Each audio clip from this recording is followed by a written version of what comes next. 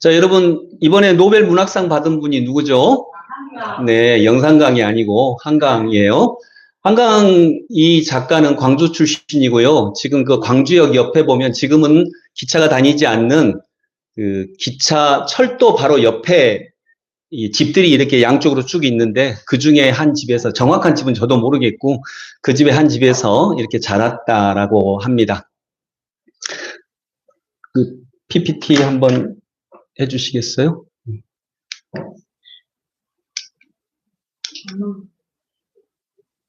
네, 한강 작가가 노벨 문학상을 받을 때 그 수상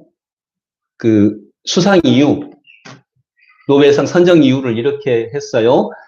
역사적 트라우마를 마주보고 인간 삶의 연약성을 드러내는 시적 산문이다라고 노벨상 위원회에서 이렇게 얘기를 했습니다. 그래서 이 역사적 트라우마는 역사적으로 있는 폭력, 이 폭력을 마주보고 있는, 그 폭력에 대항하고 있는 인간의 연약함을 드러내고 있습니다. 강함이 아닙니다. 인간의 연약한 삶, 그 삶을 드러내고 있다라고 해서 노벨상을 선정을 했습니다. 폭력에 맞서는 인간의 연약함.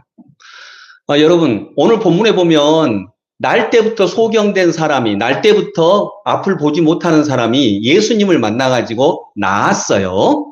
근데 예수님을 바리새인들은 좋아하지 않습니다. 그리고 예수님이 안식일에 그 사람을 고쳤거든요. 그래서 안식일에 병을 고치는 것은 율법 위반입니다. 그래서 이 사람들이 이제 그 나은 사람을 가서 뭐라고 따지는 것입니다. 누가 고쳤냐? 그 사람 누구냐? 진짜 너 맹인이었냐? 이제 이런 거 보면서 예수님을 고발할 그 근거들을 찾고 있습니다. 물론 여러분, 요즘에 나 병 고친다, 뭐 맹인 보게 한다, 이런 사람들도 가끔씩 있습니다. 상당히 많이는 조작입니다. 그래서 조작이 밝혀진 것도 많이 있고요. 그러나 또 예수님은, 하나님이 우리에게 병을 치료하게 해주시는 것은, 낫게 하시는 것은 여러 가지 다른 경로를 통해서, 의술이라고 하는 경로를 통해서 하시지만, 또 가끔은 정말로 하나님의 강권적인 기적과 같은 역사로 낫게 하실 수도 있습니다. 저는 그걸 인정을 합니다. 그러나 그것이 흔하지는 않습니다. 근데 여러분, 만일 내가 어렸을 때부터 봤어. 이 사람은 날 때부터 소경된 사람이야. 그런데 여러분이 예수님을 안 좋아한다고 가정을 해보세요. 내가 예수님 안 좋아해. 근데 예수님의 은혜를 받아서 진짜 이 사람은 소경 맞는데, 날 때부터 눈이 안 보이는 사람 맞는데 그 사람을 고쳤어요. 그래서 그 사람이 보게 됐어. 이게 사실이라고 가정을 해봐요. 근데 나는 예수님 안 좋아해. 그러면 뭐라고 할래요?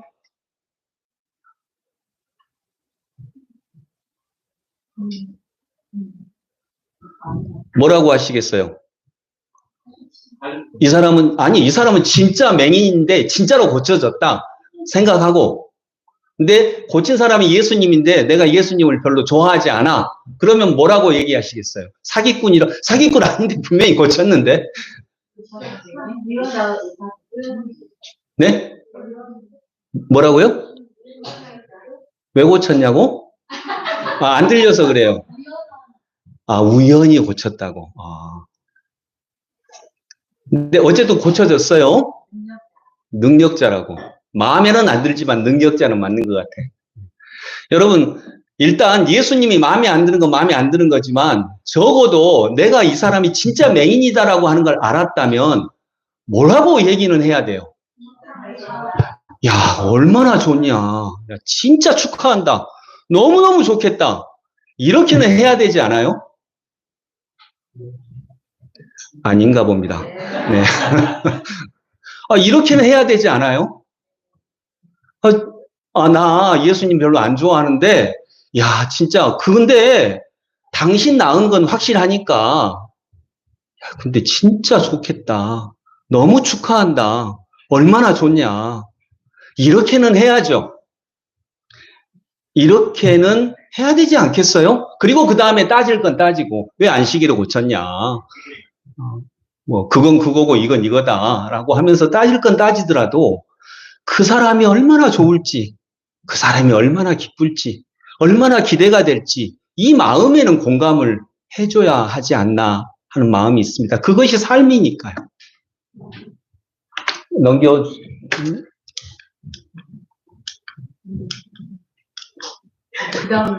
네, 그 다음 넘겨주세요. 자, 여러분, 한강 작가가 노벨상을 받은 이유는 소설을 재밌게 써서가 아니고요. 그 소설 속에 현대인의 문제의식을 넣기 때문입니다. 한강 작가가 느끼는 폭력은 정부의 어떤 뭐 총칼 이런 폭력이 아닙니다. 한강 작가가 생각하는 폭력은 첫 번째는 무사유의 폭력이고요. 두 번째는 무감각의 폭력입니다. 이것을 제시를 했던 것입니다. 이것을 폭력이라고 제시를 했어요. 그 문학 작품을 통해서. 그래서 이 폭력에 대항하는 인간의 연약함을 드러내고 있는 것이 바로 한강 작가의 작품인 것입니다. 무사유는 생각하지 못함이 아닙니다. 생각하지 않음이에요. 의도적으로 생각하지 않는 것입니다. 무감각은 느끼지 못함이 아니고 느끼지 않음이에요. 의도적으로 내가 생각하는 목적을 향해서 의도적으로 느끼지 않는 것입니다. 자, 그러면 이 무사유의 폭력, 생각하지 않는 것, 생각하지 않는 것이 폭력인데 이 폭력의 가장 예가 뭐냐면 여러분 5.18 당시 계엄군, 공수부대 계엄군들이 총을 쐈어요. 시민들에게. 무고한 시민들에게 총을 쐈어요. 왜 쐈나요? 쏘고 싶어서 쐈나요? 왜 쐈습니까? 명령이니까예요. 명령이니까 쐈어요. 나는 아무 잘못 없다. 군인은 상부의 명령이면 쏴야 된다. 쏘라고 하면 쏴야 된다. 이게 무사유의 폭력입니다. 생각하지 못하는 게 아니라 생각하지 않는 거예요. 객관적으로 저 사람은 북한군이 아니고 북한에서 내려온 사람도 아니고 또 독재국가 이 쿠데타를 일으켰고 그거에 대해서 저항하는 거고 그런데 생각할 수 있으면 쏘지 않는 거죠. 안 쏴야 되는 거죠. 물론 그때 안 쏘면 그 뒷감당이 너무 크니까 그거 공감할 수도 있어요. 공감은 되지만 그래서는 너무 큰 아픔이 있잖아요. 그 뭐라고 얘기할 수는 없어요. 한국 사회의 가장 큰 슬픈 명제는 성공한 쿠데타는 처벌할 수 없다라고 하는 말도 안 되는 선언입니다. 여러분 어떻게 성공한 쿠데타를 처벌할 수 없습니까? 그것은 그 근거가 뭐냐면 권력이라고 하는 것은 정권에서 나온다라고 하는 의식이 있으니까 성공한 쿠데타는 이미 정권을 잡았어. 그러니까 처벌할 수 없어. 라고 생각을 하는 거예요. 근데 권력은 누구로부터 나옵니까? 국민. 그러면 성공한 쿠데타일수록 처벌해야 됩니다. 그건 국민의 의사를 꺾은 거니까요.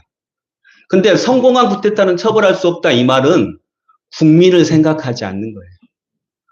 권력의 주인이 국민이다라고 하는 것을 생각하지 않고 쿠데타 일으켜가지고 정권 잡으면 권력은 거기서부터 나오는 거야라고 생각을 하니까 성공한 쿠데타는 처벌할 수 없다고 하는 거죠.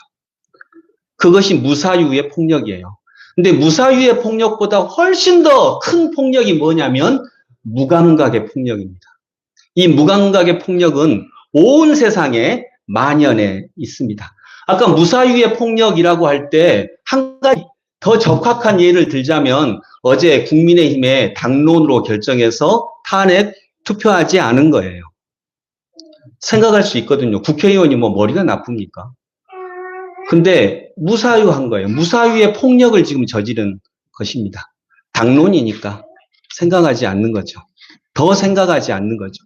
물론 당론이니까 그랬을 것 같지는 않지만 그러나 그 생각하지 않는 폭력을 지금 한국이라고 하는 우리나라의 역사에 저지르고 있는 것입니다. 그런데 더 큰 폭력은 두 번째입니다. 무감각의 폭력입니다. 느끼지 않음의 폭력입니다. 그래서 한강 책을 보면 이것을 5.18의 늑보, 5.18이 얼마나 비참하고 처참했냐라고 하는 의식을 그걸 잘 증거했나 보다라고 하는 그런 책으로 읽으면 실망합니다. 다른 기록이 훨씬 더 생생합니다. 그런데 한강 작가가 이런 책들을 통해서 표현하고자 하는 것은 폭력적인 것 중에서 무감각의 폭력을 얘기하고 있는 것입니다. 무감각의 폭력은 느끼지 않음이죠. 자, 예를 들어보면 그 한강 작가 그 대표적인 책이 소년이 온다. 또 뭐가 있죠? 채식주의자. 내 친구도 채식주의자가 한 명 있어요. 체할 때까지 먹어요. 막 엄청 먹어버려요. 그래서 자기도 채식주의자라고 하는데, 채식주의자 책의 제일 마지막에 보면 이 영애라고 하는 분이 주인공인데 이 주인공이 채식주의자예요. 그래서 고기를 안 먹어. 고기를 안 먹다 보니까 몸이 점점 야위어 가요. 그걸 못 견디는 분이 있어. 부모죠, 부모. 그래서 엄마 아빠가 찾아와가지고 엄마는 막 앞에다가 막 음식 내밀고 좀 먹어라. 너 그러다가 이거 사랑이거든요. 너 먹어라. 근데 안 먹어요. 그래서 아버지가 이 소설 중에 아버지가 월남전 파병 온 아주 그러니까 아주 그냥 고지식한 분이에요. 이 아버지가 탕수육을 하나 손으로 딱 들고 사위하고 아들한테 저 누나 잡어 양쪽으로 딱 잡아요. 못 움직이게 하고 입을 억지로 벌려가지고 탕수육을 이렇게 막 아버지가 집어넣는 거예요.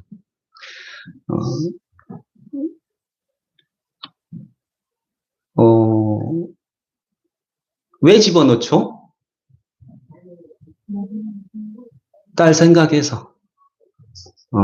근데 이걸 사랑의 폭력이라고 하고 슬픈 폭력이라고 해요. 그리고 그보다 더 큰 폭력은 옆에서 그 누나의 팔을 들고 자기 아내의 팔을 딱 잡고 못 움직이게 하고 아버지가 억지로 고기를 막 집어넣게 하는 내가 옳다라고 하는 그 생각 때문에 내가 옳다고 느끼는 그 생각 때문에 다른 사람을 위한다고 하는 그 폭력 이것이 무감각의 폭력입니다. 느끼지 못하는 거예요. 이 사람이 왜 그렇게 하는지, 이 사람이 얼마나 슬픈지, 이 사람이 얼마나 고통스러운지 이걸 느끼지 못하는 거예요. 느끼지 못할 때 우리는 사랑하면 사랑할수록 더 폭력적이 됩니다.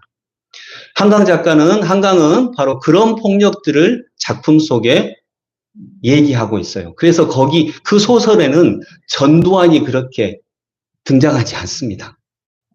그때도 그런 폭력이 있었고 오히려 21세기 지금 이 세상에서 있는 폭력은 오히려 무사유의 폭력, 무감각의 폭력이 훨씬 더 많기 때문입니다. 자, 그런데 이 폭력에 인간이 저항을 해요. 근데 인간이 저항하는데 그 저항하는 인간은 셉니까? 연약합니까? 연약해요. 정말 연약해요.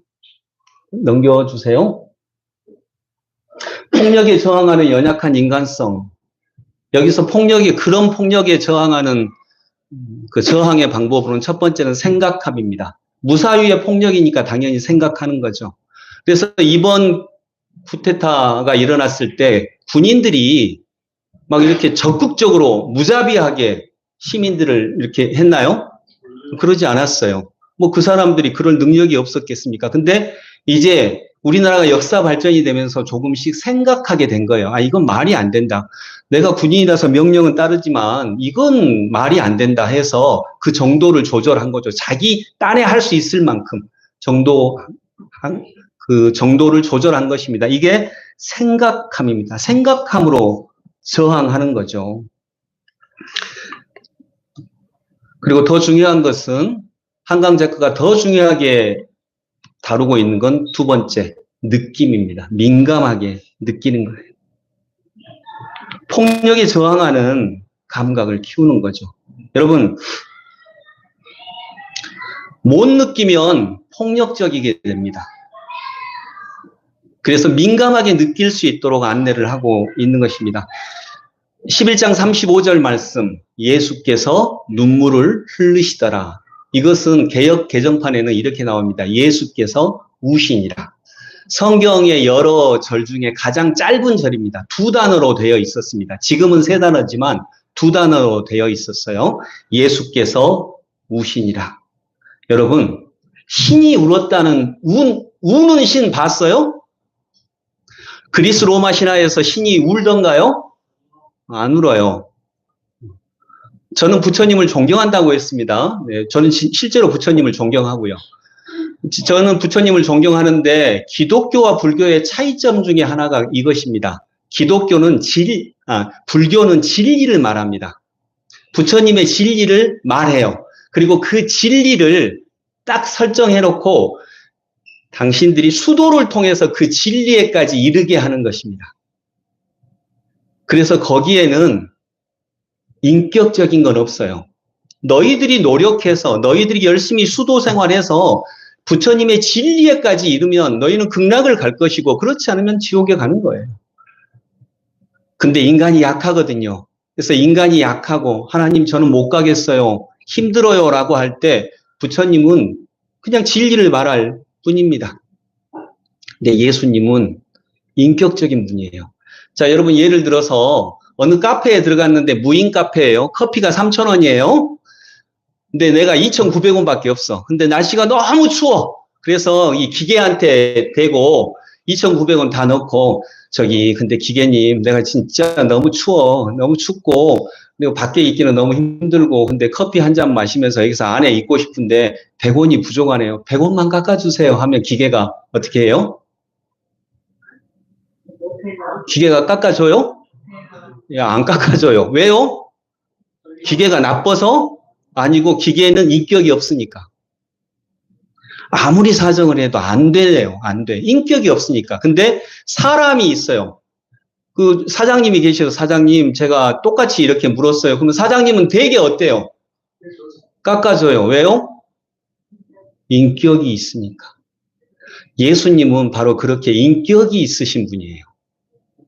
그래서 우리가 슬프다라고 할 때 그 슬픔을 같이 느껴주시고 우리가 외롭다라고 할 때 그 외로움을 같이 느껴주시고 오늘 나사로가 죽었다고 할 때 예수님이 우시거든요. 근데 나사로 곧 살리실 거거든요.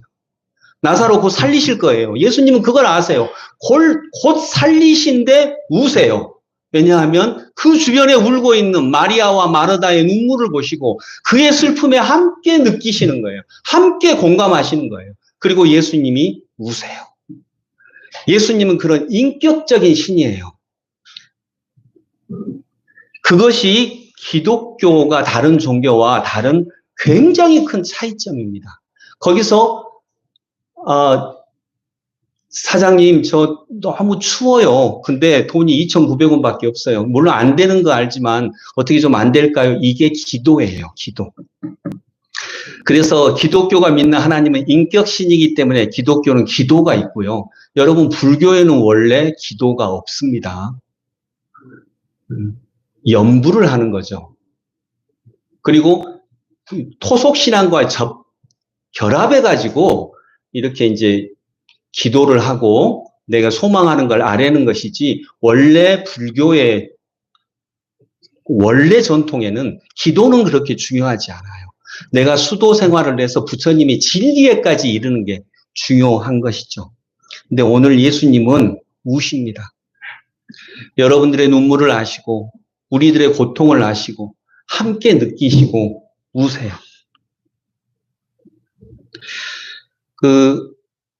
한강 작가가 가장 힘들게 썼던 책이 소년이 온다라고 하는 책입니다. 5.18을 배경으로 한 책이죠. 근데 너무너무 쓸 때 고통스러워서 이게 나 그만 써야겠다 이렇게 생각했었답니다. 도저히 못 쓰겠다. 그만 써야겠다. 그분이 굉장히 감각적인 분이거든요. 그래서 거의 체념을 했는데 물론 이제 소년이 온다를 쓰려고 하면서 여러 자료들을 섭렵을 했을 거 아닙니까? 그때 한 자료를 만나게 됩니다. 그 자료가 뭐냐면 그 당시에 들불야학이라고 하는 그 야학의 선생님으로 공장 다니는 그 직원들, 그러니까 공장 노동자들에게 수업을 했던 박용준이라고 하는 들불야학 교사, 젊은 사람이죠. 대학생이죠, 대학생. 이 교사가 쓴 일기를 만나게 됩니다. 그분이 박용준이라고 하는 이 들불야학 교사가 그 당시에 여러분 민주화 운동 하는 분들은 기독교인들이 굉장히 많았습니다. 왜냐하면 그랬어요. 어쨌든. 그, 기독교인들이 많았어요. 근데 이분이 27일 새벽에 개헌군이 들어와가지고 도청을 점령하고 5.18이 끝나는데 26일 저녁에 시민군이 이 박용준이라고 하는 이분한테 명령을 내려요. 시민군 지도부가. 거기 이제 내일 새벽에 개헌군이 오니까 이길 수가 없잖아요. 그 다 알잖아요. 이길 수 없으니까 거기 있는 중학생들, 고등학생들 데리고 너 나가라. 너 나가라. 그리고 나가서 얘네들 집에까지 보내줘라. 어린애들은 집에까지 보내주고 너도 오지 마. 그랬어. 너도 오지 마. 이미 뻔하니까 너도 오지 마. 그리고 이제 박용순이 그 어린 청소년들 시민군을 이제 강제로 다 해서 어쨌든 안내할 수 있을 만큼 이렇게 안내해서 집으로 보내고 자기도 집에 갔어요. 근데 그때 쓴 일기가 있습니다. 이걸 한강 작가가 보는데 그 일기가 이렇습니다. 하나님, 왜 저에게는 양심을 주셔서 이렇게 저를 찌르고 아프게 하는 것입니까? 이렇게 써요. 왜 양심을 주셔가지고 나 안 가도 되는데 나 정말 안 가고 싶은데 왜 양심을 주셔서 양심이라고 하는 걸 주셔서 이렇게 저를 고통스럽게 하십니까? 그리고 제일 마지막 구절이 이 구절입니다. 하나님, 저 살고 싶습니다. 저 살고 싶습니다. 이렇게 마지막 문장을 씁니다. 그리고 어떻게 했을까요? 그리고 갑니다. 그리고 총 맞아 죽습니다. 이 일기를 보고 한강 작가가 계속 써요. 아, 나도 괴롭다고 쓰지 않을 수가 없다. 여러분, 이 느낌들, 이런 감각들, 사람의 고통에 민감하게 반응하면서 그 고통에 응답하는 것, 이것이 폭력을 막는 길이다라고 하는 것입니다. 채식주의자라고 하는 책, 아까 우리 친구도 채식주의자라고 했잖아요. 네, 그 친구가 좋아하는 책, 채식주의자. 채식주의자가 3부로 되어 있는데 1부의 제일 마지막 장면이 이래요. 근데 이 채식주의자의 주인공 영애라고 하는 이분은 영애라고 하는 분이 굉장히 독특한 면이 하나가 있는데 그분이 뭐냐면 그게 가슴의 이미지입니다. 가슴의 이미지. 이 젖가슴을 얘기하는 거예요. 그분은 평소 때 브래지어를 하지 않아요. 그러니까 소설상에서. 그리고 밖에 나갈 때도 브래지어를 하지 않아요. 집에서는 절대 하지 않고. 근데 그게 이제 어떤 이미지를 얘기하는데, 그 소설에 이게 나와요. 내가 믿는 건 내 가슴뿐이야. 난 나의 젖가슴이 좋아. 젖가슴으로는 아무것도 죽일 수 없으니까. 손도 발도 이빨과 새치혀도 시선마저도 무엇이든 죽이고 해칠 수 있는 무기가 되잖아. 하지만 가슴은 아니야. 이 둥근 가슴이 있는 한 나는 괜찮아. 아직 괜찮은 거야. 그런데 왜 자꾸만 가슴이 여이는 거지? 이젠 더 이상 둥글지도 않아. 왜지? 왜 나는 이렇게 말라가는 거지? 무엇을 찌르려고 이렇게 날카로워지는 거지? 여기서 이제 이 젖가슴의 이미지가 이렇게 나와요. 아무것도 죽일 수 없는 것이라는 거죠. 그리고 이 채식주의자의 마지막 장면에서는 이 사람이 이제 정신병원에 입원을 해요. 강제로 가족들이 입원을 시켜요. 그리고 이제 정신병원에 입원을 하는데 정신병원의 정원에 있는 분수대에 앉아 있어요. 그리고 가슴을 다 드러내요. 가슴을 드러내고 앉아 있어요. 그러니까 주변 사람들이 막 모이죠. 근데 남편이 보니까 자기 아내가 가슴을 다 드러내놓고 거기 앉아 있는 거예요. 그래서 정말 모른 척 하고 싶은데 눈이 마주쳤어. 그래서 할 수 없이 얼른 가서 여보 왜 이렇게 있냐 라고 했는데 더워서 이러면 안 되는 거야? 라고 하는데 손을 꽉 쥐고 있는데 그 손에 이렇게 동박새, 아주 조그만 새가 있거든요. 원래 동백새예요. 동백나무 풀을 많이 먹어서 동백새인데 발음 때문에 그냥 부르다가 동박새라고 이렇게 돼요. 동박새가 어딘가에 찢겨지고 피 흘리고 있는 아주 조그만 동박새를 손에 이렇게 꽉 쥐고 있었어요. 그걸로 해서 일부가 끝나거든요. 근데 왜 동박새가 그 상처를 입게 됐는지, 누구한테 찢겼는지 이는 안 나와요. 안 나오는 것이 다양한 해석을 가능하게 하고, 아, 이 동박새를 그러면 이 주인공이 물어뜯었나? 그렇게 해석해도 돼요. 근데 아니면 물어뜯긴 어떤 동박새를 그냥 자기가 보호하려고 가져왔나? 뭐 이렇게 해도 되는데 그걸 여지를 남겨두고 있어요. 각자 알아서 해석을 하시라고. 손을 펴보니까 그 동박새가 다 뜯겨가지고 찢긴 동박새가 피를 흘리며 거기 있는 이제 장면이 마지막, 일부의 마지막 장면입니다. 20세기를 넘어선 21세기에 한강이 노벨상을 받은 이유는 이 연약한 인간 현실을 그대로 적시를 했기 때문에 그래요. 우리는 승리한다? 우리는 기어코 승리할 거야. 정의는 승리해. 이것은 현실에서 좀 멀어져 있는 의지라는 거죠. 20세기에는 이런 문학들이 앞서 나갔어요. 그러나 인간의 삶이라고 하는 게 여러분 꼭 정의가 이깁니까? 정의가 꼭 승리합니까? 안 그런 적도 너무 많아요. 이런 결의가 없습니다. 근데 저는 이제 뒤에 이 얘기는 다시 하겠고, 동박새를 누가 물어뜯었을까? 이제 주인공이 물어뜯었다. 그리고 이렇게 해석할 수도 있는데, 저는 그렇게 보지는 않아요. 찢긴 새를 가져와서 품은 거죠. 왜냐하면 거기 분수대라고, 그 장면이 분수대에서 나오거든요. 병원의 분수대에서 벌어진 일이에요. 광주 사람은 알아요. 분수대. 분수대가 뭘 얘기하는지. 예. 5.18의 가장 중심적인 장소가 분수대였잖아요. 말씀을 여러분 정리하고자 합니다. 저는 지난주에 아파트 얘기를 했었어요.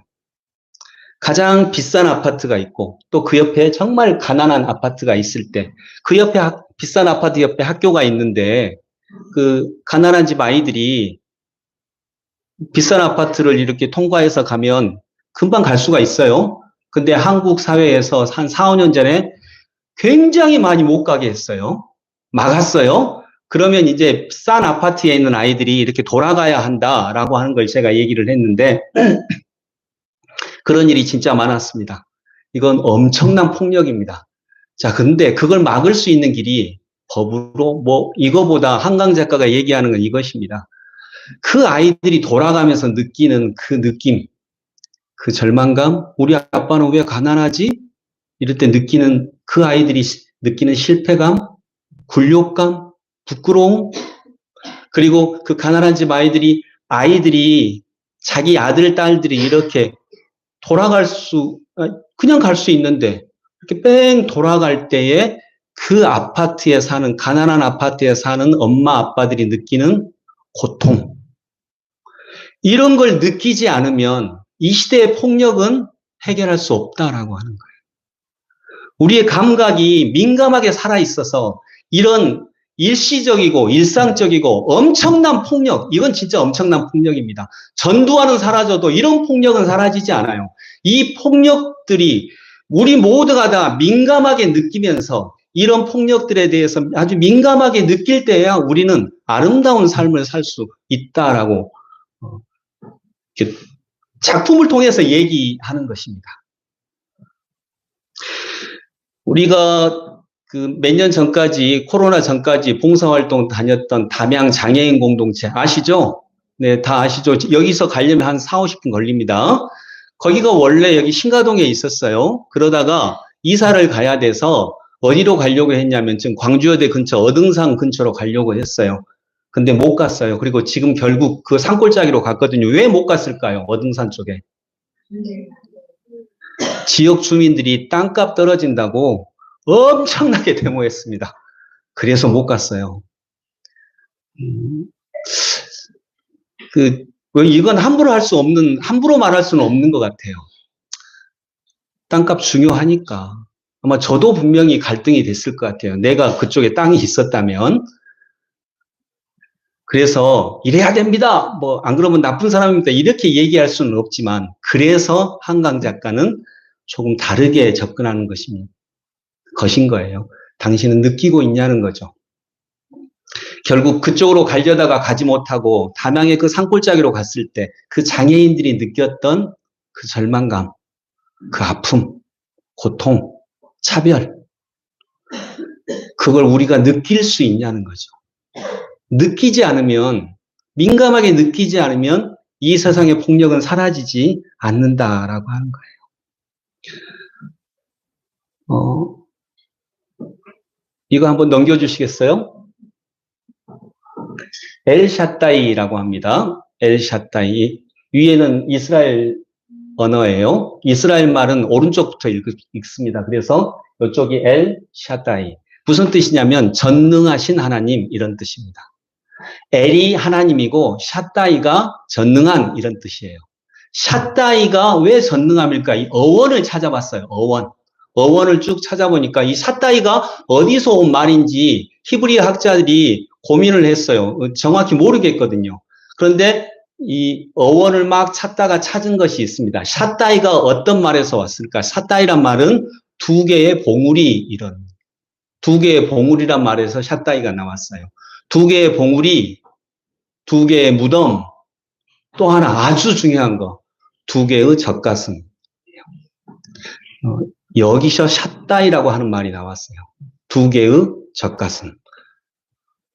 기독교가 말하는 전능함은 아버지적인 전능함이 아니라 엄마가 아이를 품을 때, 그리고 젖을 물려줄 때 아이가 느끼는, 아이에게 있어서 엄마의 젖가슴은 그야말로 전능이잖아요. 능력이잖아요. 그 전능함을 기독교는 전능함이라고 얘기하는 것입니다. 기독교가 말하는, 이해하는 전능함은 바로 아이가 어머니의 젖가슴을 물고 어머니의 젖가슴 안에 있을 때 느끼는 전능함, 이 전능함을 얘기하는 것입니다. 여러분,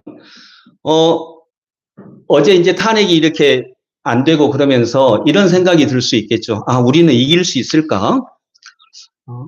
여기서 우리는 뭐 이쪽일 수도 있고 저쪽일 수도 있어요. 자, 여러분, 우리는 이길 수 있을까요? 정의가 불의를 이길 수 있습니까?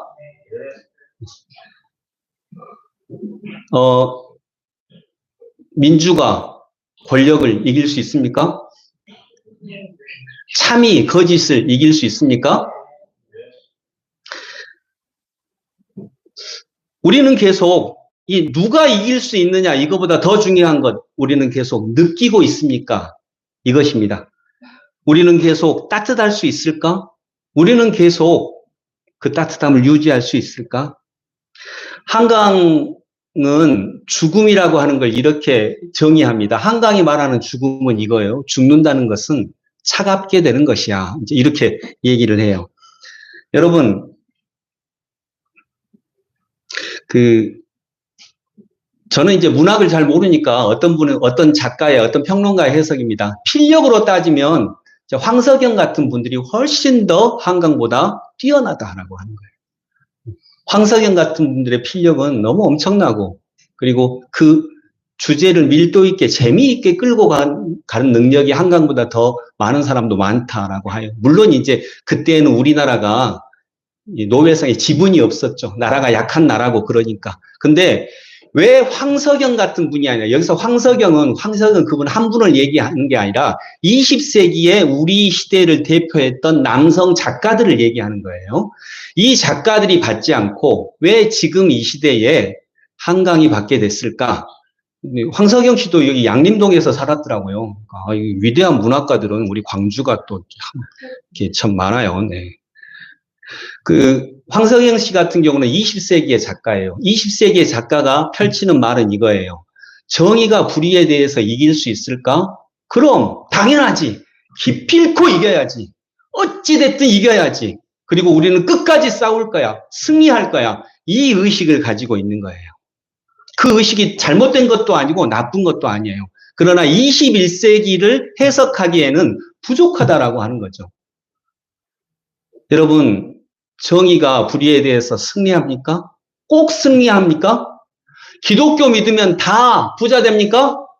기독교 믿으면 다 높아집니까? 잘 삽니까? 그러지 않다는 거죠. 현실은 너무나 많은, 한마디로 해석되지 않는 너무나 많은 이야기들이 있다는 것입니다. 그때 그 한강 작가의 작품에 노벨상 위원회가 상을 준 가장 결정적인 이유는 이거예요. 우리가 승리할 수 있을까? 20세기 남성 작가들은 당연히 승리해야지. 우리는 끝까지 투쟁할 거야. 어쨌든 우리는 이길 수밖에 없어. 이런 생각을 나누고 또 그 시대의 의미가 굉장히 있었죠. 그러나 근대주의적 사상에서 벗어나지 못하고 있다라고 하는 거죠. 근데 한강 작가가 얘기하고 있는 건 이거예요. 더불어서 우리 예수님이 얘기하는 것도 이것입니다. 우리가 이길 수 있을까? 우리가 승리할 수 있을까? 몰라. 우리가 이길 수 있을지 없을지 우리는 알 수 없어. 그리고 실은 이길 수 없을지도 몰라. 그러나 우리가 이긴다고 100% 확신할 수는 없다. 우리가 이길 수 없을 수도 있다. 그러나 가장 중요한 건 이겁니다. 그러나 우리는 이길 수 없을지는 몰라도 우리는 삶을 삶답게 살아갈 수는 있어. 이거예요. 우리는 삶을 살아갈 수는 있어. 감각이 살아있을 때, 우리가 사유할 수 있을 때, 생각할 수 있을 때 우리는 삶을 살아갈 수는 있어. 삶을 삶답게 살아갈 수는 있어. 승리를 하는 것도 삶이고 실패한 것도 삶이고 성공도 삶이고 성공하지 못한 것도 삶이고 그 속에 있는 삶을 삶답게 살아가는 것은 가능하다라고 하는 거예요. 그럴 수는 있어. 기독교를 믿으면 성공합니까? 아니요. 성공한 사람도 있고 성공하지 않은 사람도 있어요. 그러나 기독교를 믿으면 삶을 살아갈 수는 있습니다. 기독교를 믿으면 다 부자 됩니까? 다 힘 있는 사람 됩니까? 아니요. 더 연약해질 수도 있어요. 그리고 오히려 더 떨어질 수도 있어요. 그러나 기독교를 믿으면 우리는 삶을 진정 삶답게 살아갈 수 있습니다. 즉 아름답게 살아갈 수 있다라고 하는 거죠. 여러분, 이것이 그 한강 작가가 노벨상을 받은 이유예요. 그 작품 속에서 나타나는 사상이기도 하고요. 소년이 온다라고 하는 이 책이 저한테는 이렇게 들렸어요. 예수가 온다. 예수가 오고 있어요. 과거의 그 연약함이, 과거의 죽은 자들이 오늘도 내게 와가지고 나에게 말을 걸고 아름다움을 잃어버리지 않도록 하고 삶을 잃어버리지 않도록 하는 거죠. 그래서 우리가 승리할 수 있을까? 그건 모르겠어. 그러나 우리가 예수가 우리에게 오셨을 때 아름다울 수는 있어요. 그리고 그 아름다움은 우리의 삶을 폭력으로부터 구원할 수 있다라고 하는 것입니다. 여러분, 우리는 해석자입니다. 그러니까 가끔씩 이런 질문을 해볼 수 있죠. 왜 성경 본문은 이렇게 하나인데 목사님마다 달라, 말이. 목사님마다 달라. 왜 달라? 근데 성경만 그런가요? 다 그렇거든요. 자, 5.18이라고 하는 역사적 사건이 있어요. 이 사실이 있어요. 5.18이라고 하는 이 사실은 변화되지 않아요. 근데 이 5.18이라고 하는 이 역사적 사실이 한강이라고 하는 해석자를 통과하니까 소년이 온다라고 하는 것으로 해석된 작품이 나오는 거예요. 마찬가지로 5.18이라고 하는 사건이 임철우라고 하는 이분이 또 소설가가 있거든요. 임철우라고 하는 해석자를 통과해서 나온 게 봄날이라고 하는 작품이에요. 5.18이라고 하는 역사적 사건이 이건 정확하거든요. 이건 뭐 팩트예요. 변경될 수 없어요. 5.18이라고 하는 역사적 사건이 장훈, 야구선수 장훈 말고요. 장훈이라고 하는 영화 감독을 통과해서 나오니까 이게 택시 운전사라고 하는 작품으로 표현되는 거예요. 그래서 해석자에 따라서 다 달라지는 거예요. 5.18이라고 하는 이 역사적 사건이 전두환이라고 하는 해석자를 보니까 공산분자들의 폭동이라고 해석이 되는 거예요. 그래서 누가 해석하느냐에 따라서 다 달라져요. 여러분은 예수님이 오실 때 어떤 해석자이십니까? 예수님 믿으면 복받아, 부자 돼, 다 잘 돼. 이렇게 해석을 할 수도 있죠. 또 이게 뭐 틀렸다고도 말할 수는 없습니다. 그러나 그것을 100% 믿으면 아마 혼돈이 생길 것입니다. 그렇지 않은 사람도 너무나 많거든요. 그러나 예수 그리스도를 믿을 때 우리는 정말 승리할 수 있을지 없을지는 몰라요. 그러나 무엇은 할 수 있다고요? 살아갈 수는 있어요. 삶을 살아갈 수는 있어요. 그리고 아름다워질 수는 있습니다. 그리고 그렇게 해서 우리 지금 21세기에 있는 가장 큰 폭력, 무사위의 폭력과 무감각의 폭력으로부터 우리가 구원받을 수 있다라고 하는 것입니다. 예수님이 오고 계십니다. 여러분에게. 여러분이라고 하는 해석자를 통해서 여러분이라고 해석하는 해석자를 통해서 나라고 하는 해석자를 통해서 그것이 우리의 부부 생활로 그것이 우리의 직장 생활로 신앙 생활로 이렇게 표현될 수 있기를 소망합니다. 기도하겠습니다. 주님, 예수님이 우리에게 오십니다. 예수님이 우리에게 오십니다. 예수님이 오시면 나는 그것을 또 나답게 해석해서 또 전혀 다른 삶이라고 하는 작품으로 표현해냅니다. 하나님, 가장 큰 작품은 우리의 삶입니다. 왜냐하면 시도 삶을 노래하고 소설도 삶을 노래하고 미술도 삶을 노래하기 때문입니다. 우리 한 사람 한 사람의 삶은 작품입니다. 하나님의 작품입니다. 그 작품을 정말 잘 해석하는 저희들이 되게 하여 주옵소서. 예수 그리스도 이름으로 기도드립니다.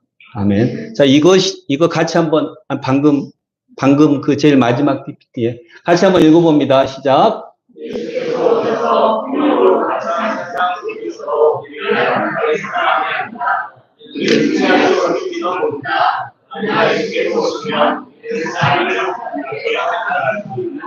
예. 한강 작가가 자신이 글을 쓰는 가장 근원적인 질문이 이거라고 그랬어요. 이 세상에는 왜 그리 고통이 많은가? 그런데 이 세상은 왜 또 그렇게 아름다운가? 이 두 질문이 자기가 작품을 끌고 나가는 두 질문이라고 했거든요. 근데 우리가 주님을 믿을 때 그 질문에 응답할 수 있는 것 같습니다.